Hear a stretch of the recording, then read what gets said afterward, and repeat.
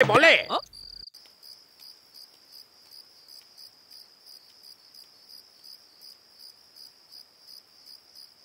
বৌদি, বৌদি,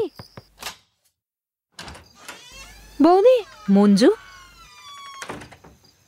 আবার বাড়িতে কিছু হয়েছে নাকি? জানি না তুমি আমাদের কবে শান্তি দেবে।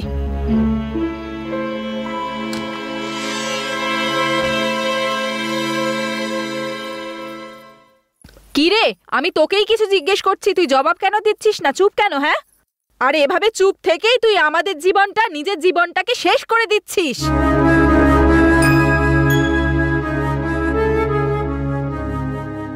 সব আমাদের ফুটো কপালেরই দোষ। কত ভালো ভালো সম্বন্ধ এসেছিল, কিন্তু তোর তো জেদের শেষ নেই। আরে বিয়ে করব তো এই ছেলেটাকেই করব। বড়দের কথা শোনা উচিত ছিল, তাই না?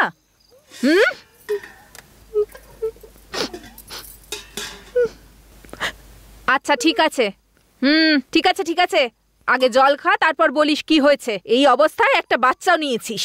এসো সোনামা, তোদের দুজনের ঝগড়াটা এই বাচ্চাটার উপর প্রভাব ফেলছে। তোর জীবনটা তো কাঁটায় আটকানো কাপড়ের মতো হয়ে গেছে। জানি না এই বাচ্চাটার কি হবে। বিয়ের আগে একবার ভালো করে ভাবা উচিত ছিল মঞ্জু। এখন যখন বাচ্চা হয়েই গেছে, তোকে কিন্তু মানিয়ে চলতে হবে। বৌদি, এসব তুমি কি করছো বলো তো? দেখছো এমনিতেই ও চিন্তিত, আর তুমি ওর সাথে এরকম কথা বলছো। একটু ভেতরে এসো তো।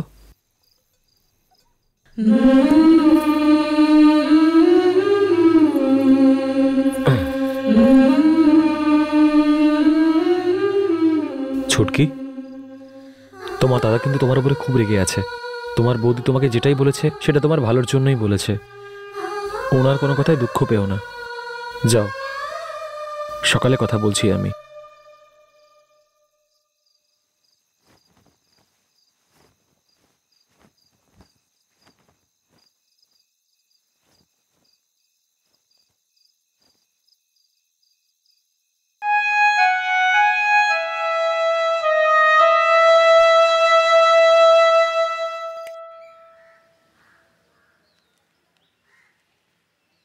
না ধরো, এই নে মঞ্জু, খা। আমার কথাটা মন দিয়ে শোন, ভালো করে থাকবি, আবার বাড়ি ছেড়ে চলে আসিস না। আরে সংসারে এরকম হয়েই থাকে। আরে সেই জন্যই তোকে বোঝাচ্ছি। হ্যাঁ বলো। একবার এদিকে এসো। কি হয়েছে গো? পায়ে যদি নোংরা লাগে তাহলে পা ধুয়ে ফেলা উচিত, পা কেটে ফেলার কথা ভাবা উচিত নয়।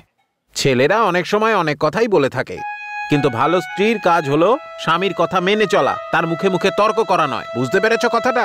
এই জীবনটাও নিজেই বেছে নিয়েছে, তাই ওকেই মানিয়ে চলতে হবে, এতেই ওর ভালো হবে। আবার যদি কোনো সমস্যা হয় কাউকে দিয়ে যেন আমাদের খবর পাঠায়, আমরা গিয়ে দেখে আসবো। ঠিক আছে গো। আচ্ছা শোনো, ওকে ভালো করে বুঝিয়ে সুঝিয়ে ফেরত পাঠাও। আর হ্যাঁ, যাওয়ার সময় ওকে যেন খালি হাতে পাঠিও না, কিছু দিয়ে পাঠিও। ঠিক আছে। হ্যাঁ, আয় মঞ্জু আয়। দাদা। কি হয়েছে? আসছি আমি দাদা। ঠিক আছে, যাও। প্রকাশ, বোনকে ওর বাড়িতে পৌঁছে দিয়ে এসো, আর জামাইয়ের সঙ্গেও একটু কথা বলে এসো। পার্বতী, এতক্ষণ ধরে ভিতরে কি করছো? বাচ্চাটা কাঁদছে, শুনতে পাচ্ছ না? নাও, চুপ করাও ওকে। চলো ছুটকি, চলো। নে ধর।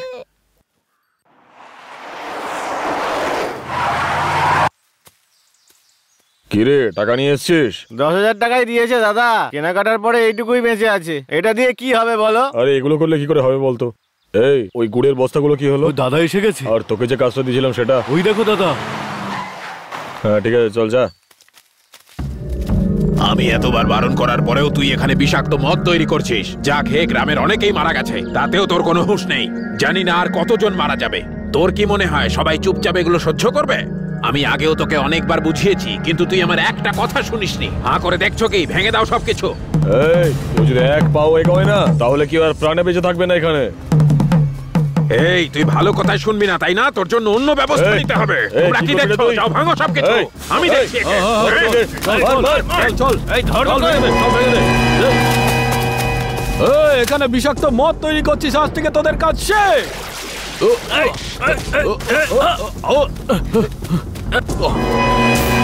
আরে হ্যাঁ হ্যাঁ, ওদিকেই চলো, চলো তাড়াতাড়ি চলো। এই, তুই ভুল লোকের পাল্লায় পড়েছিস, তোকে আমি দেখে নেবো। হ্যাঁ হ্যাঁ, পরে দেখে নিস, এখন জেলে চল আগে। চল।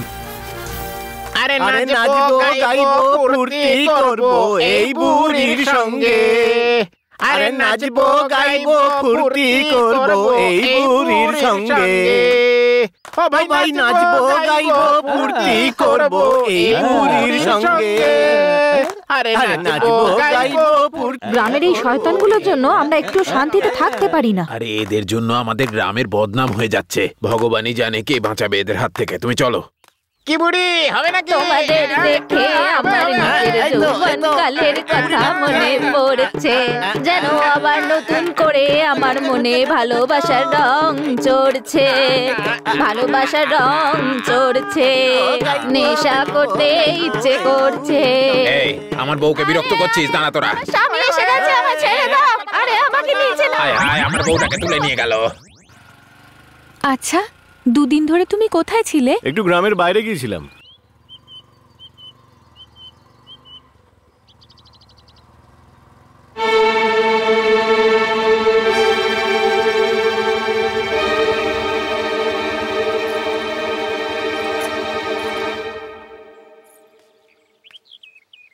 কি চাই তোমাদের?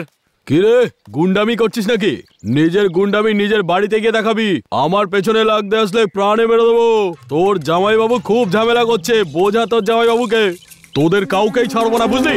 তুই কি বলতে চাইছিস? এই, আমার যা করার না করে দেখিয়ে দেবো। ওকে বলবি দাদাগিরি নিজের বাড়িতে দেখাতে, না হলে প্রাণে মেরে দেবো, বুঝলি? এই হুমকি কাকে দিচ্ছিস রে? আরে আরে কি হুমকি দিচ্ছিস আমাকে? তোকে ছাড়বো না, তোকে আমি ছেড়ে দাও। রেখে দেবো তোকে। কান খুলে শুনে রাখ, তুই আর তোর জামাইবাবু আমার হাতেই খুন হবি, বুঝলি? ছাড়ো, ছেড়ে দাও। এই দাদা ভালো মুখে বলছে, কথাটা তোর কানে যাচ্ছে না তাই না? এবার কিন্তু মরবি তুই। এই আমি তোর হুমকিতে ভয় পাই না। দেখি কে কাকে মারে। কি? একটু শান্ত হও। যা যা, তোর মতো অনেক দেখেছি আমি। এই চল রে। কেন এদের সাথে বেকার ঝগড়া করতে যাও তুমি? ভাবনা, তুমি কিছু জানো না, তুমি চুপচাপ থাকো। স্যার, ঠান্ডা মাথায় কথা বললে তো সবকিছু মিটমাট করা যায়। না স্যার, এদেরকে তাড়াতাড়ি শেষ করে দেওয়া উচিত, না হলে পরে সমস্যায় ফেলবে। স্যার, একটা ছোট সাহায্য করবেন? এই অবস্থায় আমি ভাবনাকে ছাড়তে পারবো না, আপনি একটু ছেড়ে দেবেন? ঠিক আছে।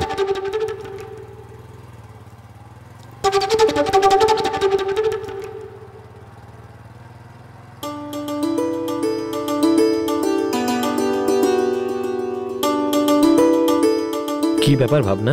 শঙ্কর সবসময় এত মাথা গরম কেন করে? ছোটবেলায় মাকে হারিয়েছে তো, তাইও এরকম হয়ে গেছে। মায়ের চলে যাওয়ার পরেই এরকমটা হয়েছে।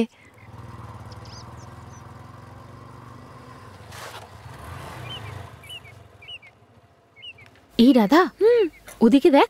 কোন দিকে?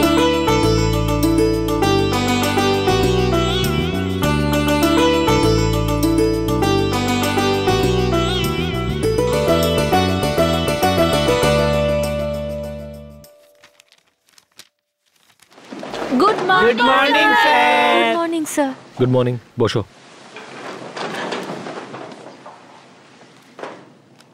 চলো তাহলে আজকের ক্লাস শুরু করা যাক। তোমরা নিজেদের খাতা বই খোলো। তোমরা তৈরি তো?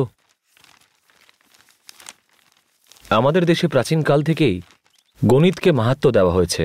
আর যদি কোনো সন্দেহ থাকে তাহলে তোমরা জিজ্ঞাসা করতে পারো। এটা ভারতেরই শিক্ষা ব্যবস্থা। ভারতবর্ষে প্রাচীনকাল থেকেই গণিতের প্রয়োগ করা হয়। শূন্যের আবিষ্কারও সর্বপ্রথম ভারতবর্ষেই হয়, এবং আর্যভট্ট, যিনি একজন ভারতীয়, সর্বপ্রথম শূন্য খুঁজে দিয়েছিলেন। যেমনটা আপনারা জানেন, শূন্যকে বাদ দিয়ে কোনো কিছুই সম্ভব নয়। না কোনো হিসেব সম্পূর্ণ হতে পারে, না সেটা এগিয়ে যেতে পারে। আর এই শূন্যতেই পুরো পৃথিবী আটকে রয়েছে। বসে বসে কি ভাবছিস আপন মনে? এই পিন্টু, তোমরা কি নিজেদের মধ্যে ফিসফিস করছো বলো তো? মনোযোগ কোথায়? আমার মনোযোগ এখানেই স্যার। এখানেই আছে? হ্যাঁ স্যার। স্যার তাহলে বসবো? V+A সলভ করো এটাকে। স্যার অন্য কিছু না, যেটা জিজ্ঞেস করছি সেটা বলো। Okay sir. Okay sir. কি হবে বলুন স্যার? এ কি, আমি তোমাকে প্রশ্ন করলাম আর উল্টো তুমি আমাকে প্রশ্ন করছো? আপনি তো আসতে বললেন আমায়। আমি কখন ডাকলাম? V+A, এই জন্য চলে এলাম। তোমার মতন ছাত্রদের আমাকে পড়াতে হচ্ছে, কি ভাগ্য আমার। স্যার আপনি যদি বলেন তাহলে আমি আবার ফিরে যাই। এই চুপচাপ যা। আরে কি, শার্টের বোতামগুলো খুলে রেখেছিস কেন? বোতামগুলো লাগা, যাও।